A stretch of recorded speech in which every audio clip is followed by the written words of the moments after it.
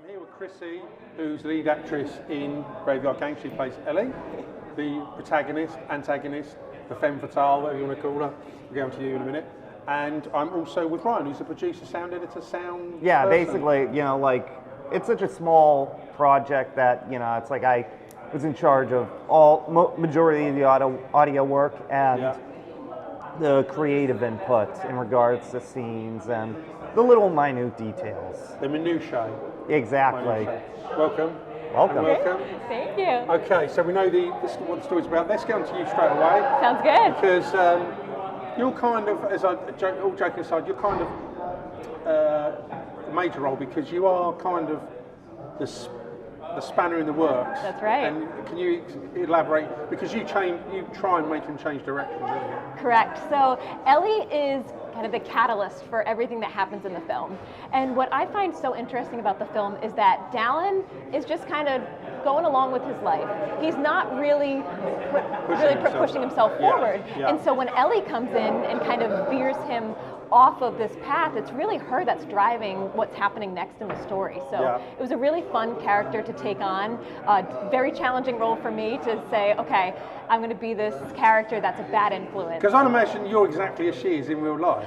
You know, she couldn't be further from who you are. She's not a particularly nice person. So. Correct. Yeah, she's and a lot of swearing, a lot of different kind of seduction moves that she does that are a little out of character for me. But it was a lot of fun to kind of tap into that and really get to act as something different than how I am in real life. So I'm so grateful for this opportunity, and I love how the film turned out. No, it's good. It's really good fun. Yeah. So tell us more about your work on this film.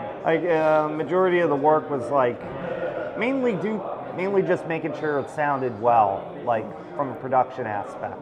Because one thing that we were aiming for with this film, especially if our budget, was quality. Yeah, because you're not going to do Dolby Atmos or 5. Maybe you did, I don't know, or 5.1. It's just getting decent sound. Exactly, and just when it comes to audio work, it's just you really want a good product because there's a lot of amateur projects out there that the focus really isn't on the audio, more on the visual aspect. Because when you want to just be able to listen to the dialogue, you want all those be able to hear it, but at the same time you want all those little nuances with the film itself to bring it to life. And that is the one thing I wanted to do with this feature film. I wanted it to really bring the story to life, especially some of the scenes which we shot in the factory itself. And I actually used to work with Guthrie in the newspaper printing facility that we shot. Yeah, so how are you going to tackle that? Because it's a big open space, so you've got to take into account things like reverberation and echo, and I guess, and how's this going to sound? I know you've got microphones, of course, but of course. It's all we did, what I did, we just shot all the equipment and it's on its own, and there'd be times where we'd enter there where it was completely sparse and empty, where we could just utilize that space and record little sounds that just made that facility what it was. Yeah. And actually, you are part of the production team as well, so you're there helping getting the sandwiches and making sure everything runs well. I'm sure you all are, but you're not just there for sound, but you're there wearing different hats, aren't you? Exactly. Just looking at it from a creative aspect, different angles, different ways of shooting it, different times, situations. It just having situational awareness in regards to the creative aspect of where you want the story to go is just basically why I was there. So when you were looking at the script, were you going, wow, this woman's a bitch, I'm going to look forward to doing this, or did you think, oh... I was nervous, and my husband was also nervous because there's a lot of making out in this movie and swearing and No, but on a serious note, because genuinely, that's because you've got to be confident to do that, haven't you? Exactly. And were you okay? I mean, you knew this was going to happen because you obviously pitched this to you, didn't you? Yeah, I was nervous, and very open to everything and being, saying, okay, how do we make this look natural? And I'm close friends with the lead actor. Yeah, because you all know each other, I think, don't you? Yeah, we all knew each other, which was nice.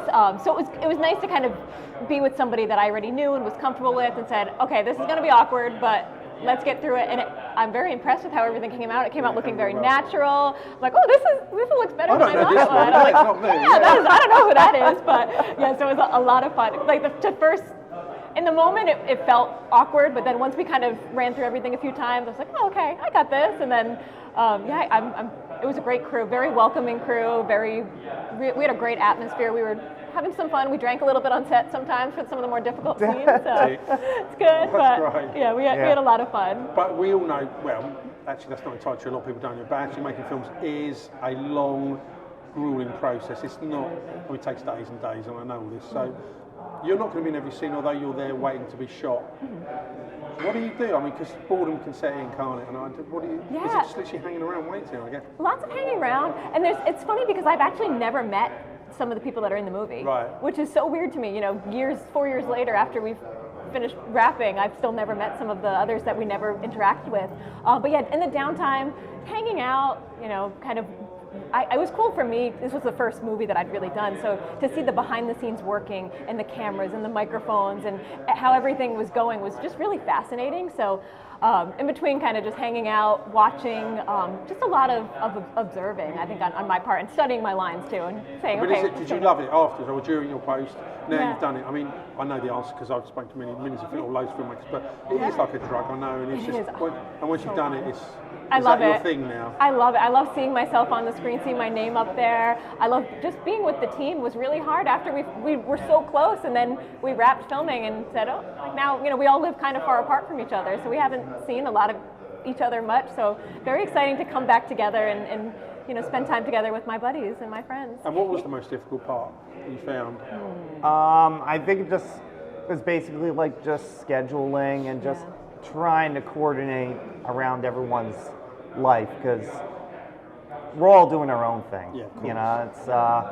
It's a challenge when you have to get everyone together and one's a no-show due to various reasons, and it can be tough because then it's like, but what do you do if they're a cast member and there's a no-show? I don't know if that happened. How on earth? I suppose you can shoot around them, but how do you get over that? Or these crew no-shows? Well, yeah, it became. It was a bit of a challenge in some respects. Was it like, can you operate a camera because you need to now? It's nothing like that, surely. Yeah, I mean, it would get to the point where it's like sometimes we'd have to reschedule a shoot because of certain various reasons. And like last-minute reschedule. That was a bit of a struggle for us, but we managed to work through it, got what we needed as in terms of the final product, and inevitably, got here. Yeah. No, well, that's great. No, and do you still laugh at it when you watch it? Because you know the lines, you know what's coming up. Yeah, I always know what's coming. I love it, and I think that's the thing about being an actor is you love seeing yourself over and over. So it's just fun, and I love seeing the interactions, especially with like the four guys in the film too. I feel like every time I see it, something new emerges, so I still laugh at the same jokes. I laugh at myself. I laugh at Dallin. I laugh at everything. So it's a really great experience. Well, I said to Guthrie earlier, reminds me of the bits in The Office where in the warehouse. Yeah. They just reminds you of that like banter and just a little bantering back and forth. Yeah. That's great. That's it. Thank you so much. Thank you. Yep, thank you. Wonderful. Great to talk to you. you. Really enjoyed that, and hopefully you enjoyed it as well. Yes, thank you. Thank you so much. Thank you. That's it. Yeah. Done and dusted.